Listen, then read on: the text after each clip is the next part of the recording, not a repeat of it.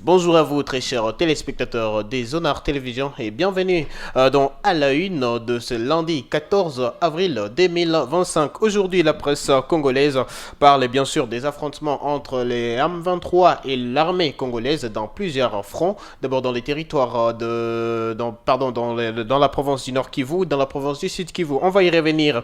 Et puis toujours dans la presse congolaise, l'on parle de cette attaque qui est survenue sur Goma la nuit du 11 au 12 avril 2025. Une rupture de M23 SADC, mais aussi la MONUSCO est dans les viseurs du M23. M23 qui demande à ce que la MONUSCO puisse livrer les militaires qui sont dans leur position ici en ville de Goma. Et puis l'affaire Bukangalazo a repris ce lundi 14 avril 2025 en Matata Pogno et c'est co-accusés sont devant la Cour constitutionnelle. On en parle dans cette production, mais ce sera juste après ceci.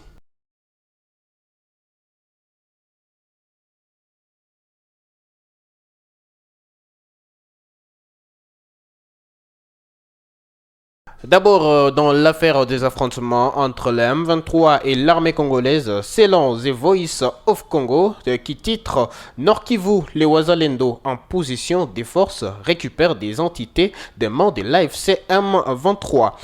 Avec une phrase très accrocheuse, au Nord Kivu, les jeunes résistants dits Wazalendo, alliés aux forces armées de la République démocratique du Congo, montent en puissance.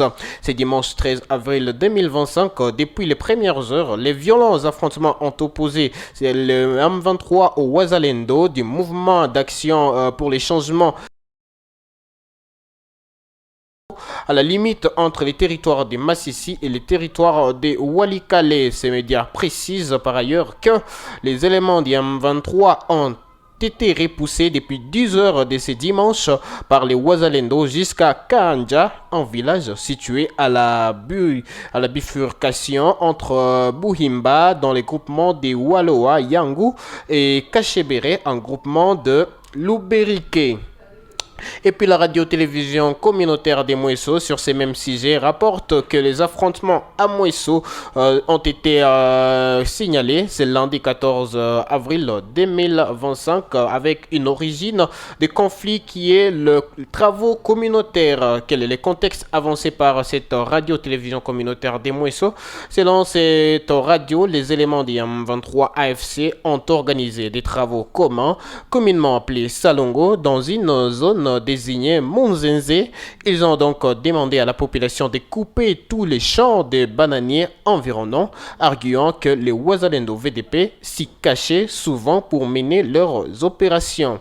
Cette demande a suscité une vive réaction de la part des habitants qui se sont interrogés sur la manière dont leur famille pourrait survivre sans ces bananiers, leur principale source de nourriture d'ailleurs et moyen de scolarisation pour leurs enfants. Face à cette situation, les VDP ont ouvert les feux sur les éléments du M23, ce qui a d'ailleurs créé des altercations aujourd'hui à Moeso et pour l'instant, difficile d'établir les bilans de ces altercations. Et puis, dans les sites Kivu, sur les mêmes sujets, la radio Maendeleo titre des bandades à Kabamba et à Kabare. Donc les éléments Wazalendo visibles depuis tous les matins de ce lundi 14 avril 2025 ont ordonné la fermeture de toutes les activités annonçant une bataille avec l'AFC M23 dont les éléments seraient en route. Coup de feu entendu jour des grands marchés. Tout est paralysé dans les groupements des Katana dans la province du Sud Kivu. Selon ces mêmes médias, la radio Maendeleo, cette même source rapporte que, selon les habitants sur place, les M23 tentent de récupérer la zone qui était occupée par les Wazalendo depuis le dimanche dernier. La situation reste à suivre dans cette partie. Et puis l'attaque sur Goma survenue du 11 au 12, dans la nuit du 11 au 12 avril 2025 continue de faire la une en République démocratique du Congo. Il y a eu des altercations qui ont été revendiquées par les Wazalendo qui tentaient de reprendre la ville de Goma. Mais que dit la presse par rapport à cette situation qui continue d'évoluer? Déjà, selon le média Congo qui a exploité la réplique des FARDC, a rapporté que le communiqué du M23 AFC qui accusait les FARDC d'avoir orchestré cette attaque est un scénario monté de toutes pièces dans le but de camoufler les tueries quotidiennes des civils à Goma et de saboter les efforts en faveur de la paix, selon Sylvain Kenge, le porte-parole de l'armée congolaise. Et puis, Actualité CD parle à titrer une rupture entre l'AFC M23 et la SADC après des attaques sur Goma. L'AFC a annoncé le 12 avril 2025 la rupture de son accord avec la SADC après ses affrontements violents dans la ville de Goma, dans l'est de la République démocratique du Congo. La M23 a accusé les forces régionales de la SADC, en coordination avec les FARDC, de mener des opérations militaires, y compris des attaques survenues dans la nuit du 11 avril 2025.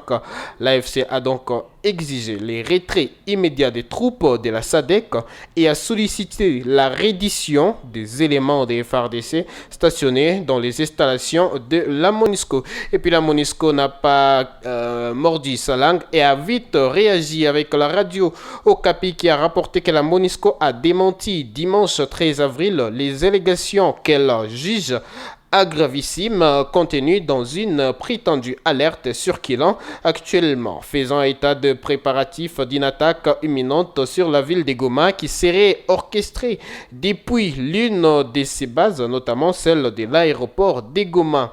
Dans un communiqué de presse publié le même dimanche, la mission onisienne a précisé qu'aucune activité de cette nature n'a jamais eu lieu ni ne saurait être toléré dans ces installations. Toujours selon la radio Okapi, la MONUSCO a rappelé qu'elle agit avec stricte conformité avec les mandats qui lui est confié par les conseils de sécurité des Nations Unies. Ces mandats comprennent donc entre autres la protection des civils, l'appui aux forces armées de la République démocratique du Congo, ainsi que la stabilisation des zones des conflits.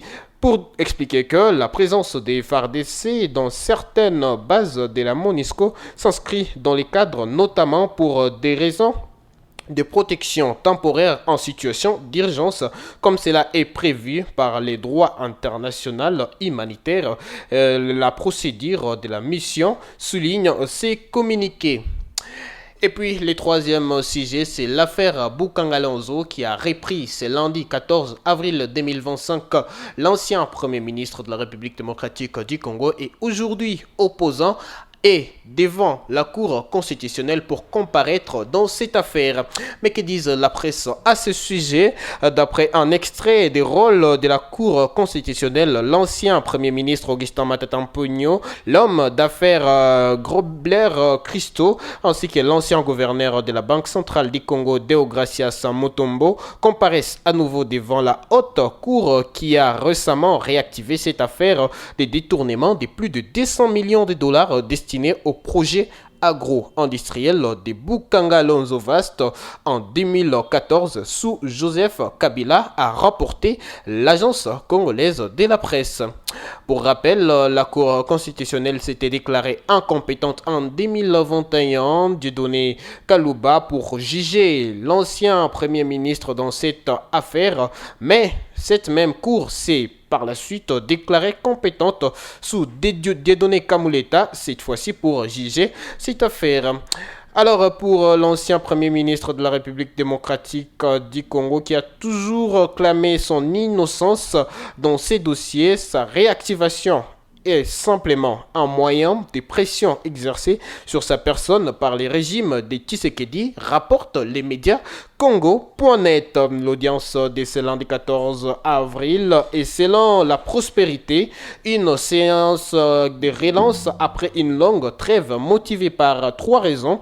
La période électorale avec un des prévenus qui était candidat à la présidentielle, les contentieux électoraux, les trois prévenus avaient par leurs conseillers sollicité une remise prétendant n'avoir pas reçu d'exploit, c'est-à-dire des invitations de justice pour l'audience du 3 mars qui avait été reportée et qui reprend aujourd'hui. Donc l'affaire Bukanga Lonzo avec Matata Mpogno et ses deux co-accusés est encore à suivre parce que l'audience se tient aujourd'hui. Nous allons vous revenir prochainement avec les réponses que donneront la presse congolaise par rapport à ces sujets. Et puis merci de nous avoir suivis jusqu'à la fin. Restez branchés sur nos programmes et surtout, n'oubliez pas de vous abonner pour ne pas manquer toute l'actualité. On se retrouve à la prochaine.